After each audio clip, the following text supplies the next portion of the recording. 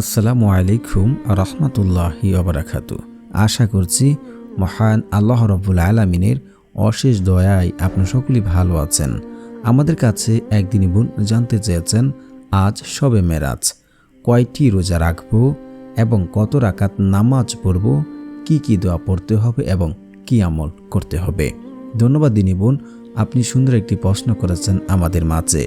শবে মেরাজ আমাদের জন্য অত্যন্ত গুরুত্বপূর্ণ একটি রজনী বা একটি রাত।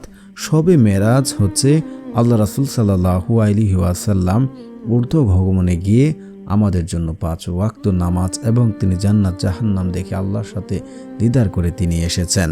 কিন্তু শবে মেরাজের রাতের উল্লেখযোগ্য তেমন কোনো নামাজ বা রোজা তেমন কোনো বর্ণনায় পাওয়া যায় না। তবে আপনারা নফল ইবাদত উদ্দেশ্যে আপনার এই রাতে জাগ্রত দেখে আল্লাহ সুবহানাহু ওয়া তাআলার সান্নিধ্য পাওয়ার জন্য আপনারা নামাজ পড়তে পারেন। এখন কিভাবে নামাজ পড়বেন?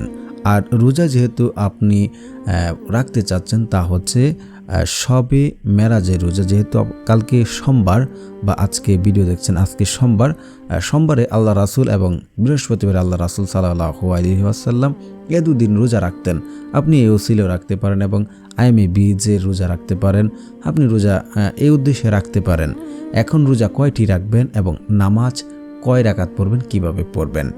আপনারা নামাজ রাতে আপনাকে মূলত আগে 5 ওয়াক্ত নামাজ পড়তে হবে। তারপর আপনারা রাতে এই নামাজগুলো পড়বেন।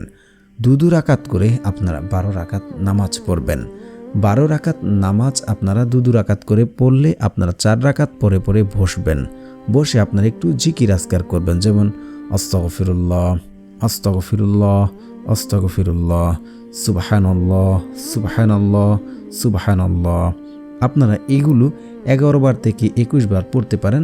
এই 4 রাকাত বৈঠকে বসে এভাবে আপনারা নামাজ আদায় করবেন। 12 রাকাত আপনাদের যে যত রাকাত প্রয়োজন সে তত রাকাত পড়বেন। অবশ্যই এশারের নামাজের পর আপনারা যে 3 রাকাত বেতরের নামাজ রয়েছেন সেটা না পড়ে এই নামাজগুলো পড়ে তারপর বেতরের নামাজ পড়বেন। এখন কথা হচ্ছে যে এর নিয়ত কিভাবে করবেন।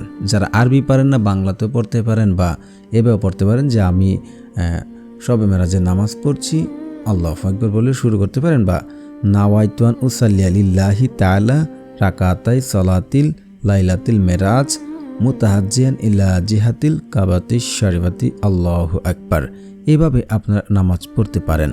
আর রোজা হচ্ছে আপনি রাত্রে আমল করে আপনি সোমবারে একটি রোজা রাখবেন, এটাই তো। আর কোনো নিয়ম নেই। আপনারা রাত্রে যতটুকু প্রয়োজন আমল করবেন, শুধু এই রাতেই যে আমল করবেন তেমন না। এ রাত ছাড়াও যেহেতু সামনে রমজান আসছে, সেই রাতগুলোর জন্য জাগ্রত চেষ্টা করবেন, রোজা রাখার চেষ্টা করবেন ইনশাআল্লাহ। আল্লাহ সুবহানাহু ওয়া তাআলা আপনাদেরকে ভালো রাখুক এবং আপনাদের মনের আশা পূর্ণ করুক। আমিন।